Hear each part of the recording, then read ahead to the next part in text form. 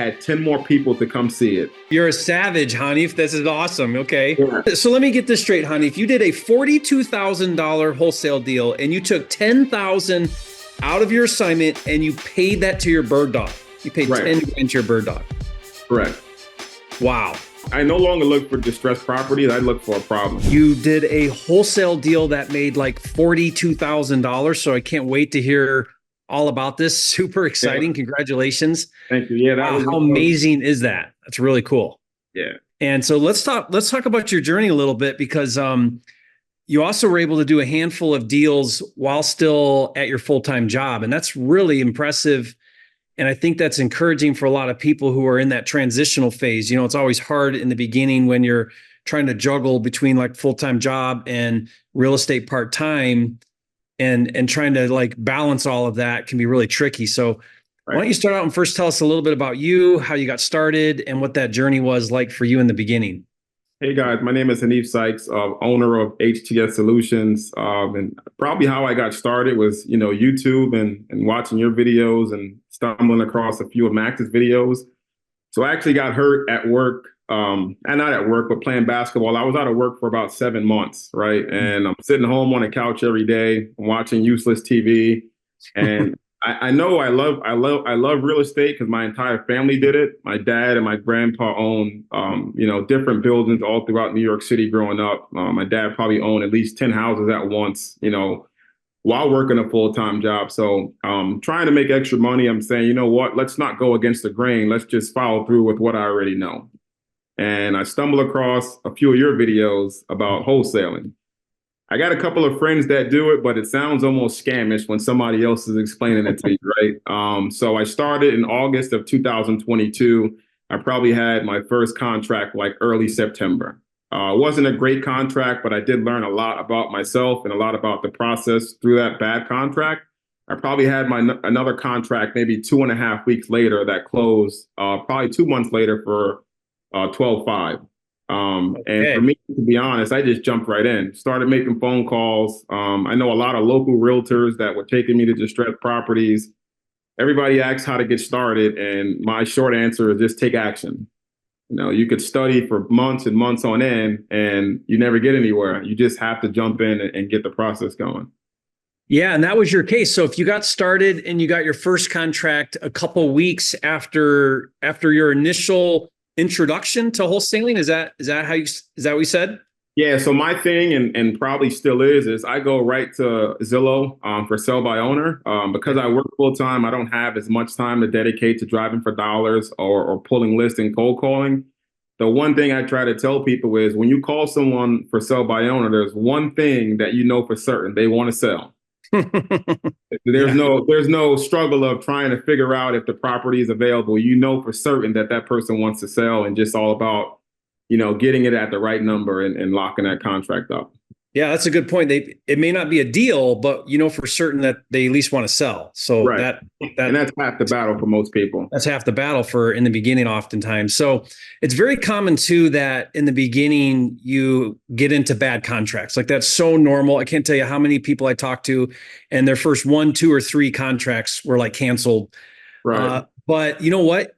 That attempt is what's so valuable, right? Like getting the contract, figuring out, you learn so much about why it wasn't a deal. Right. And then you just come back to your next deal so much smarter, so much wiser from going through that experience. So versus the opposite approach, which is like, you know what, I'm not totally certain and I'm not willing to risk signing a contract.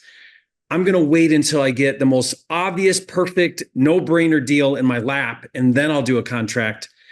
And I think that's a detriment. I think people who have that mindset of like, I got to know for certain it's a deal before I'll execute a contract, those people take so much longer because you're missing out on the valuable lesson of hard knocks of why it's not a deal. Yeah, and I sat on that contract for months on end. I've gotten several extensions.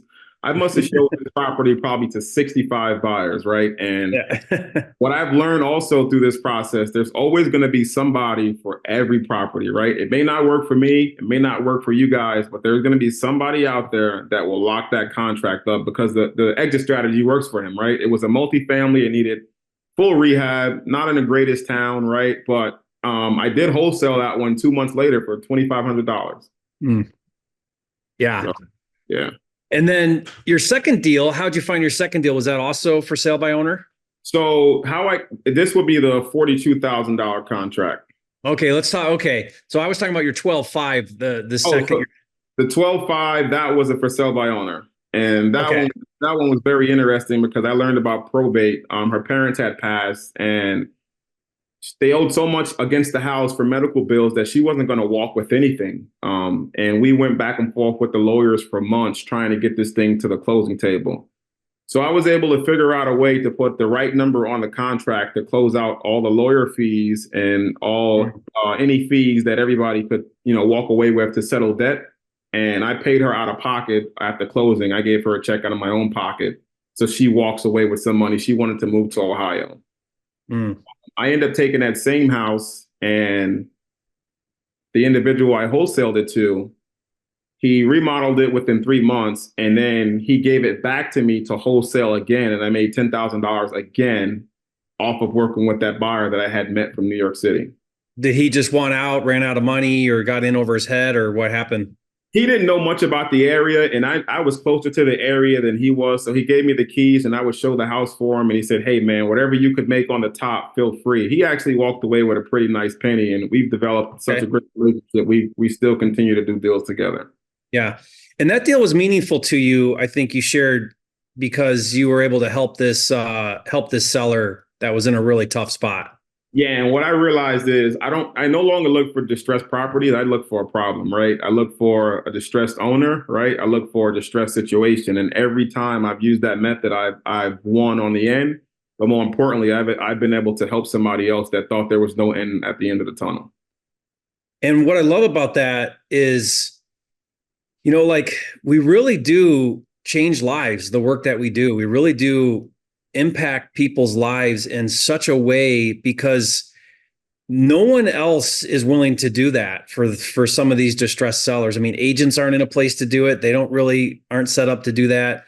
We just helped a lady in Boston area, and I have this video, and it's the most heartwarming video ever. I want to share it, but I want to protect her privacy. Right. But we actually videoed her. We moved her into a new apartment. So we got her out of this house that she could no longer take care of. And we helped her pack. We helped her move. We spent $6,000 to help relocate her. And you should see her. We moved her into this place, and she's walking in for the first time, and she's just thrilled and so happy.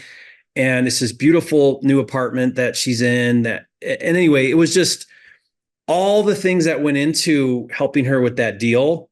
To get out of that bad situation she was in was just life-changing for her. And man, that's really cool to do work like that. Now we made good money, right? But we also solved a massive problem. Yeah, I mean, I've probably given her half of what my assignment would have been for that deal, just so she could walk away and get a fresh start. She wanted to move to Ohio. I still, to this day, we keep in contact. Hey, Hanif, how's it going? And, thank you for everything. You gave me a fresh start. So, to get that feedback and to get those stories, man, knows that, I'm out there doing something right. Yeah. Yeah. Never listen to the naysayers out there that say, wholesalers rip off people or whatever. It's not true. Anybody who's actually in the trenches doing this business. Now there are shady people, but every industry has shady people. But the people I know, some of my closest friends and people like you, Hanif, are actually trying to do good to sellers, put them in a good situation, help them out of these bad places and changing lives. And I'm thankful for people like you who are doing good and having positive change and impact in the world. So anyway, thank you for that. That's really awesome. Now I want to talk about your big deal. Like let's talk about this 40. I don't know if you quite net 42, but like a $40,000 deal. So tell us about this deal. So I'm out of work for 7 months and I finally go back. So I'm an operations manager at Nestle Waters North America. So I go back about January 15th and I'm walking around and I'm meeting a lot of my newer employees that I haven't met from being out. So I'm walking around, I'm introducing myself. Hey, I don't think I've met you yet. I'm catching up with some of my former employees and somebody asks, hey man, what have you been doing since you've been out? I said, hey, well, I've gotten into wholesaling real estate, which is pretty much finding a problem and helping someone out of a tough situation, back taxes, pre-foreclosure, distress, inheritances, and so forth. An hour later, an individual I haven't met before says, hey, man, I overheard that conversation you had with such and such. I think you can help my mom. I want to go give her a call right now. Will I be able to get in contact with you later throughout the day? He goes, he calls his mom, and he comes back and he tells me, hey, she's deep in with back taxes. I'm sure at some point they're going to take this house from her. I said, oh, you know what? Tell her to give me a call. Let's have a conversation. Let's see what I can do for her, and we'll go from there. It's a Thursday afternoon, and I said, hey, I'll come check the property out Saturday and see what type of situation we have on our hands. It's pretty distressed. It needs a fair amount of rehab. It's 3 floors, 5 bedrooms, 2 baths. She lives in New York City, and she doesn't even know which direction to turn. Mm. But he does tell me he gets a lot of phone calls about this property from people that are interested in making a purchase. But they just, you get those phone calls, the cold calls all day. You may not answer the phone. So I walk up to the property Saturday, I make an assessment, I take a bunch of pictures, and I go home and I run the numbers because I'm not too familiar with that area. I don't really know what the ARVs are, what investors are interested in. So I go home, I do a bit of research. So at the property's current condition, I think I had it around 67 grand, 68, give or take. I could be wrong, but somewhere in that ballpark figure. And then I realized, investors do like this Lehigh Valley, Pennsylvania area. It's pretty hot area for flips, right? And rentals. So at this point in time, I don't know the area very well. So I put it on Facebook Marketplace that Saturday because we had the contract that Saturday morning. I actually had them to sign at the property. Okay. By Saturday afternoon, I must have spoke to 50 investors. And all wanted to come see it was hot. You got a lot of activity. Like when you put it out, it was hot. Oh, man, it was so hot, I had to take it down. That's how hot it was. So they're like, hey, man, when can you show the property again? I'm highly interested. I goes, well, my next day off from work is Tuesday. We can schedule a time for that. The messages kept coming. The phone calls kept ringing. So I said, you know what? I got to show this property like soon. I scheduled 20 people to meet me at the property between 3 p.m. and 5 p.m. Love it. When I arrived, at the same time. I literally had a line down the street.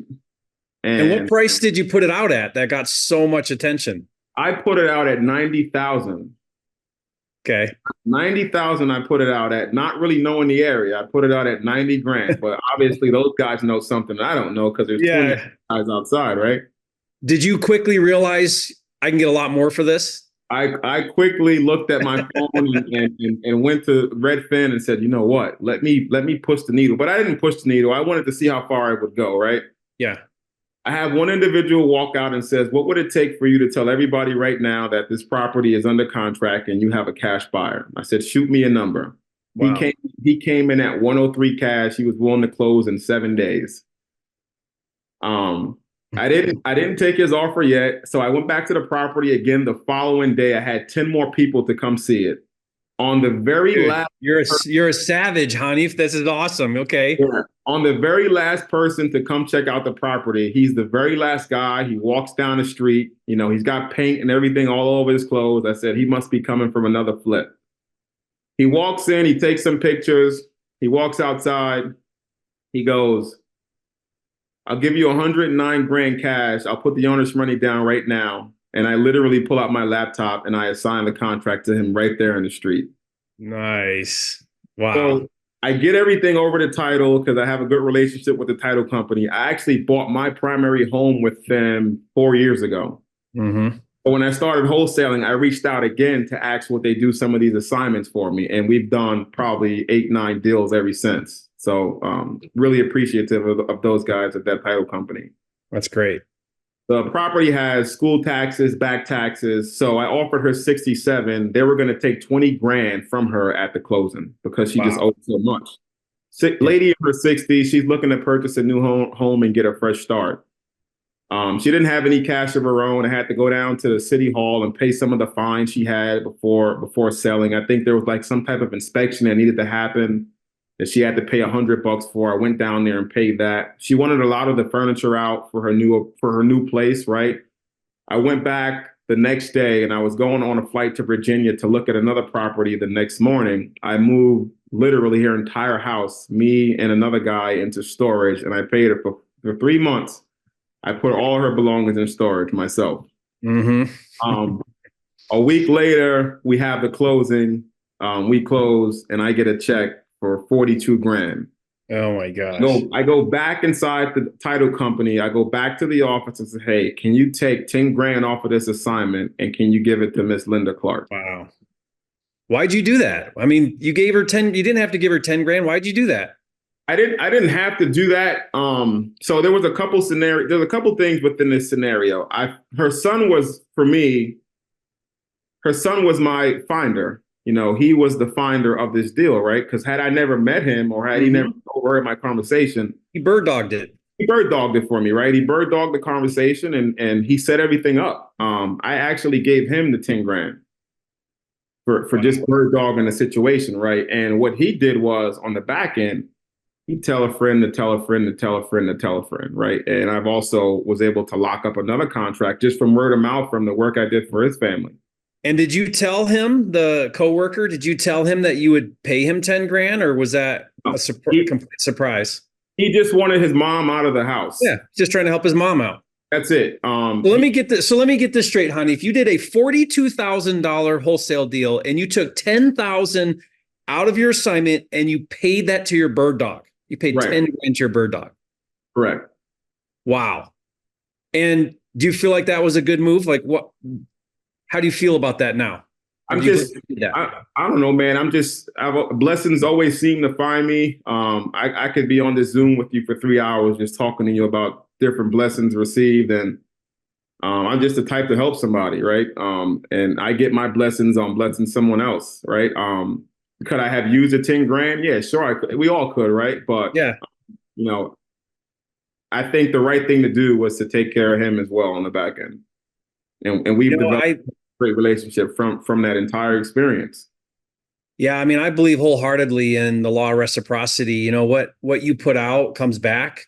Right. And people feel that too. So it's also one of those nonverbal things, you know, like when people feel like you genuinely want to help them, you care about them, it builds trust. Like you said, blessings come back to you. I mean, I just think that's just how, whatever your religious beliefs are, but I believe in God. And I think that that's one of those universal truths that when you do good to others, good things come back to you tenfold. And I feel like that's been my life as well. The more that I can give and help and bless, it just feels like, you know, my wife jokes that things come up roses, you know, things come up roses for Jerry. It feels like just these unexpected, amazing things just keep happening in my life.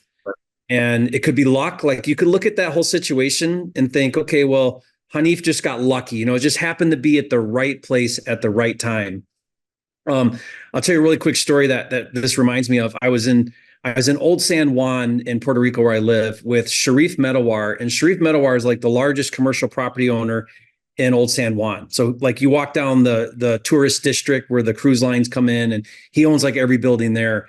And I was walking with him and we were with a group of people, and he was saying, you know, I own this building, I own that building. He started telling stories like, yeah, this seller came up to me and I had an option on this building. It took 20 years until he was about to die. And then he finally like sold it to me, and like craziest stories. And someone that was in the group, they raised their hand and they said, so in other words, you just got lucky on this one. Like he was talking about this particular deal he did. You just got lucky. And, you know, I'll never forget Sharif turned and looked at him and he said, are you kidding? Do you know what I've put into learning this market, to talking and knowing and offering? And this wasn't luck. This was just the result of being active and in the game and doing something and talking to people, telling people what I do. And had you not walked into work with your head held high, proud of what you are as a wholesaler, and said to people without being embarrassed, hey, I'm doing real estate investing, then that whole thing would have never happened, right? I mean, so that's not lucky. To me, that's just the benefit of you putting out there, getting off the sidelines, taking action, being active and being involved. And then all of a sudden, like Brent Daniels once told me that the deal of a lifetime comes once a week if you're in the game, or maybe once a month, right? But the deal of a lifetime will come if you're actively in the game. If you're on the sidelines, though, it doesn't happen. And that was the one for me. I always hear you talking about a home run. Like you may get a home run once a week. You may get a home run once a month. You may never get one. To me, that was the home run. Like I walked into work on Thursday and I had a contract for $42,000 2 days later. But I don't look at it as luck. You know, there's nobody that talks to me these days that I'm not going to talk about real estate. Yeah. Because you may not be in trouble, right? But you may know somebody that's in trouble. And that's just how it's been for me from there on out. Just word of mouth has really just traveled. And I get more inbound lead now than anything. Mm-hmm. Yeah, that referral business is huge if you're just willing to share what you do, talk to people, be active.